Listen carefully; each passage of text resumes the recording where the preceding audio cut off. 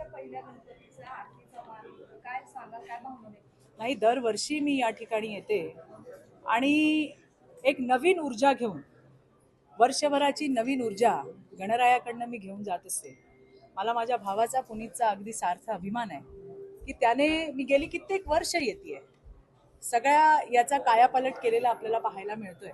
एवढंच नाही, ज्या पद्धतीने मानाच्या गणपतींना येते तसे छोट्या मोठ्या मंडळांनाही भेटी देते आणि सगळ्या मंडळाचे कार्यकर्ते आवर्जून सांगतात की ताई, प्रश्न पडला होता की गणेशोत्सव पुढे करावा किंवा नाही करावा, पण मदतीचा हात पुनीत बालनच्या माध्यमातून आम्हाला मिळाला आणि पुन्हा एकदा जोरात पुण्याच्या गल्लीबोळामध्ये आपण पाहतोय की गणेशोत्सव मोठ्या अगदी उत्साहाने साजरा होतोय. गणरायाकडे माझ्या या भावासाठीही मी मागितलंय की त्याच्या मागची इडापिडा सगळी जाऊ दे, गणरायाने अधिकचं बळ पुनीतला द्यावं